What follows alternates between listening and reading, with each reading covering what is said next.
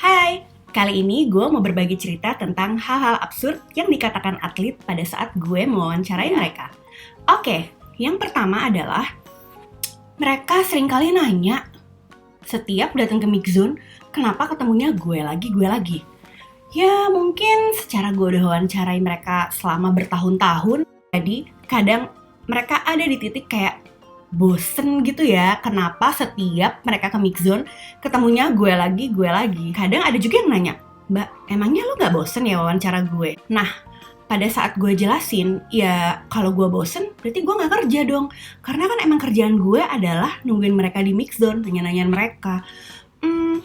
Wajar sih, karena atlet itu kan rata-rata menjawab pertanyaan yang sama all over and over again gitu. Jadi bayangin dong yang udah bertahun-tahun gitu kan sering gue tanyain kayak bangsa modelnya Butet gitu. Pasti ada kayak, oke, gue harus jawab ini lagi. Menjawab pertanyaan tentang pertandingan yang emang lawannya juga itu, dan biasanya hasilnya sama, strateginya sama gitu. Tapi ya so far sih mereka berusaha untuk profesional, walaupun awalnya tetap juga gangguin gue gitu kan. Dan bahkan ada juga atlet yang nanya, Mbak, minta foto lagi, emangnya nggak bisa pakai foto gue yang tahun lalu? Ya bisa sih, tapi abis itu gue bye-bye, nggak kerja lagi, gimana dong? Terus gue jawab aja, ya bisa sih bisa, tapi abis itu gue dipecat, gue gak punya kerjaan gimana? Kan gue gak sekaya lo pada, para crazy rich. Nah biasanya mereka kalau udah dipuji-puji berlebihan kayak gitu, biasanya oke, males berdebat, ya udah deh gue kasih aja biar cepet kayak gitu. Yang kedua, mereka kadang sering bertanya, kok lo lagi sih mbak yang wawancara gue? Sekali-kali kayak ada reporter yang kece, yang cantik. Jadi waktu Asian Games gue tuh pernah bercanda sekaligus komplain gitu lah sama mereka. Gue bilang gini, lo ya giliran diwawancarain sama reporter TV yang cantik, yang pakai dress yang oke, langsung aja pada ramah-ramah, pada baik-baik, jawabannya panjang. Kalau sama gue aja, lu lagi mbak, gitu, sering gue bercandain. Terus ya mungkin karena konteksnya lagi bercanda, ya mereka balasnya juga bercanda. Iya mbak, kenapa sih ini loh wartawannya tuh, lu tuh gak kayak yang wartawan TV yang cantik, pakai dress, pokoknya oke, punya gitu loh. Well, secara gue orang di belakang layar kan ya kayaknya sih ya nggak bisa dibandingin juga dong sama mereka, presenter yang emang oke dan memang ya untuk di depan kamera gitu. Sebenarnya gue kan di balik layar kan kagak penting-penting juga ya buat nongol, kecuali di kayak gini nih channel gue pribadi, ya mau amburadul kayak apa juga ya udahlah gitu kan. Hal lain yang sering banget dikomentarin mereka, makeup gue, baju gue, and anything. Tapi kalau baju sih jarang ya, karena gue pakai baju ya standar, kaos, jeans gitu. Untuk ngeliput kan memang paling nyaman kayak gitu, jeans, kaos, dan sepatu cats gitu lah. Jarang juga gue pakai baju yang aneh-aneh, karena anyway apapun yang lo pakai itu akan tertutup juga dengan face photographer. Jadi ya percuma lo mau di dalamnya pakai baju gimana juga, yang kelihatan dari luar adalah seseorang berrompi fotografer. So, jadi baju jarang dikomenin. Paling sering itu adalah makeup.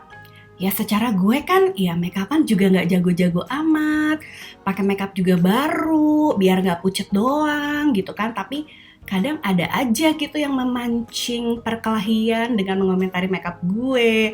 Nah salah satunya yang paling sering dikomentarin sih ya lipstick lah ya, apalagi gitu kan, ya lipstick belepotan lah, lipstick ketebelan lah, segala macem. Dan pernah juga itu gue lagi wawancara nih, di tengah-tengah wawancara gitu kan, gue wawancarain Ucok sama Meli waktu itu, Praven Jordan dan Melati Daeva.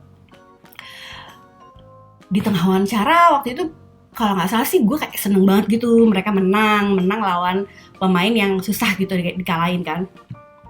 Abis gitu si Ucok pertama-tama ke gue, Mbak, kayaknya ada yang salah deh sama makeup lo. Gue gimana ya Bo, di mixzone ada kayak sekitar 50.000 orang, walaupun itu bukan orang Indonesia. Ini jadi kejadiannya di luar negara, di luar negeri ya, bukan di Indonesia. Kalau di Indonesia gue udah nggak tahu lagi muka gue mau taruh di mana. Oh my god. Dan kalau asalnya ini sih di Cina gitu. Tetap aja kan rame, walaupun sebagian besar mereka nggak ngerti juga sih kita ngomong apa. Yang ngerti ya cuma gue, Ucok sama Meli gitu kan. Terus Ucok nanya, "Mbak, kayaknya ada yang salah deh sama makeup lo. Lu bedak lo ketebelan ya?" Langsung dong rasa percaya diri anjlok abis-abisan kan digituin. Gue langsung oke. Terus gue bilang, enggak Cok, itu cuma perasaan lo doang. Gue berusaha untuk menetralkan situasi, ya kan. Terus dia menjawab lah pertanyaan gue. Untuk gue gak buyar kan, gue tahu kan pertanyaannya apa. Ya iyalah, pertanyaan pertama mah gampang. Gimana komentarnya tentang pertandingan tadi? Easy.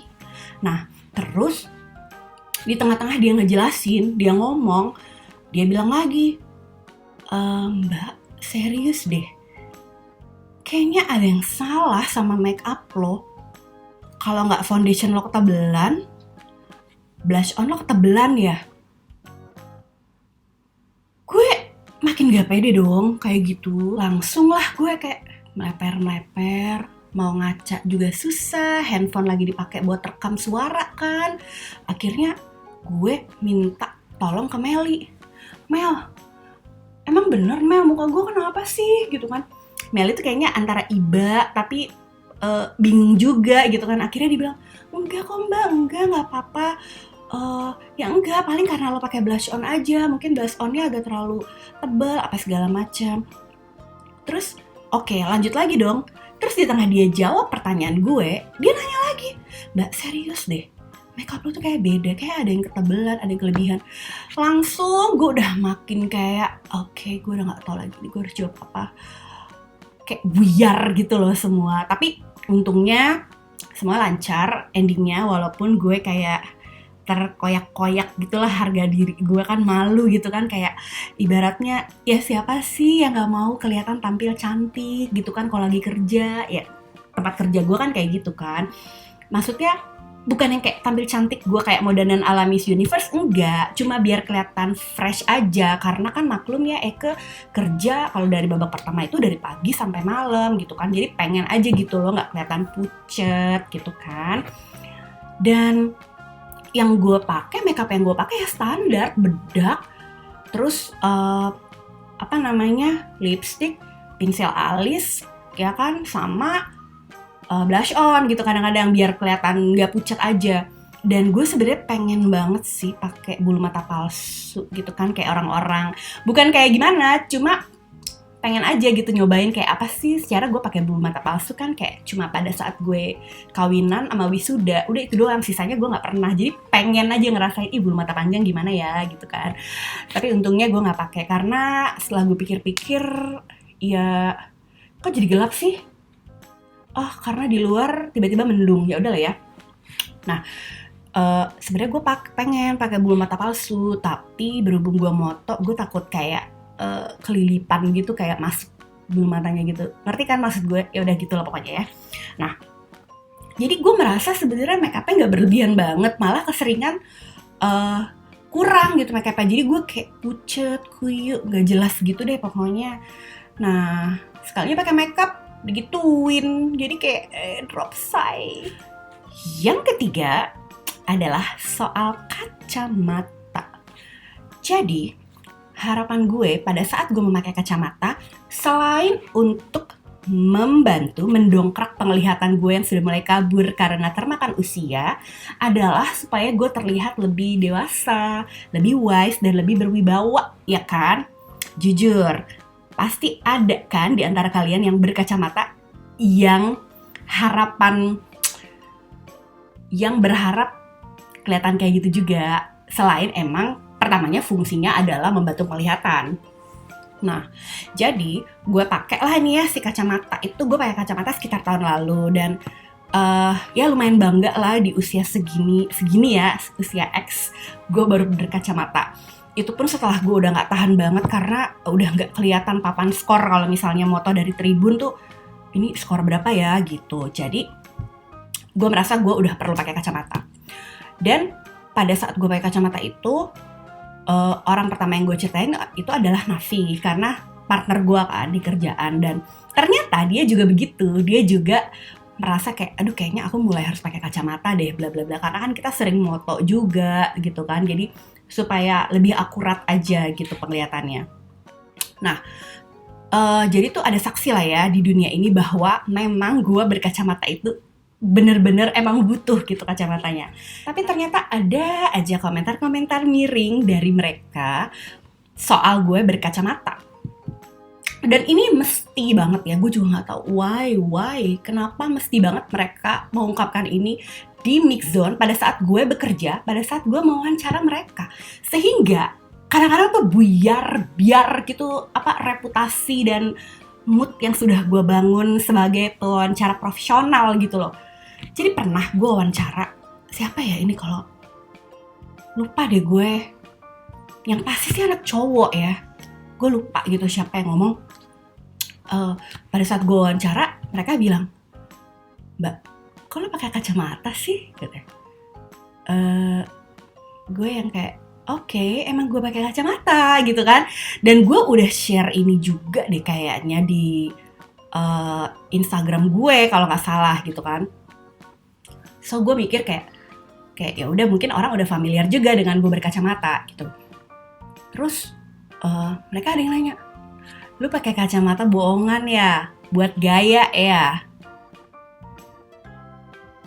Gini, ya gue ngerti ada orang yang pakai kacamata buat gaya, tapi kalau di gue nggak ngerti aja gitu why. Karena kalau buat pribadi gue ya, kacamata kan ribet ya makanya lu mesti, aduh ribet deh pokoknya daripada nggak berkacamata gitu. Jadi kalau untuk gue pribadi sih, kenapa lu mesti meribet-ribetkan diri untuk berkacamata kalau lu emang nggak butuh. Beda sama kacamata hitam walaupun dia nggak kacamata resep, tapi kan lu butuh untuk melindungi mata dari sinar matahari kan, tetap aja itu fungsinya gitu kan. Cuma kalau untuk gaya-gayaan, gue sih enggak ya, maksudnya buat apa gitu kan. Kalau di gue ya pribadi, mungkin orang punya preferensi yang beda-beda. Nah, terus mereka menganggap bahwa gue pakai kacamata itu untuk gaya-gayaan. Nggak gitu sih. Terus ada juga yang bilang, Mbak, kacamata lo ini kacamata beneran ya? Itu frame doang atau ada kacanya? Waktu itu gue kalau nggak salah nanya sama Nafi deh, emang ada ya orang pakai kacamata frame-nya doang nggak ada kacanya? Ternyata setelah gue googling, browsing, ternyata emang ada, dan itu memang kayak untuk style aja gitu kan. Again, ini preference orang beda-beda. Cuma pada saat itu gue nggak tahu dan kayak aneh aja gitu loh. Lu emang ada ya orang pakai kacamata frame-nya doang gitu, dan pada saat itu mereka nanya gue sampai gue ketok-ketokin tuh kaca. Ini ada kacanya dan emang ini kacamata minus gitu kan. Terus ada juga di Mix Zone yang mereka nanya, Mbak, lu sekarang pakai kacamata biar apa sih? Biar matanya belok ya, kelihatan gede. Biar nggak kelihatan sipit, biar kayak Korea-Koreaan gitu. Oke, gue itu bermata agak gede. Bukan agak gede, malah gede banget menurut gue. Matanya lumayan kayak mata jengkol gitu kan. Dan ini sebenarnya ketutupan lemak-lemak aja. Sebenarnya ini lebih gede lagi mata gue gitu kan. Jadi kayaknya gue gak pengen pakai kacamata untuk ngegedein mata lagi deh. Karena mata gue aja udah gede, dan kalau digedein lagi udah kayak apaan gitu kan. Jadi gue kayak ketawa gitu pas denger itu.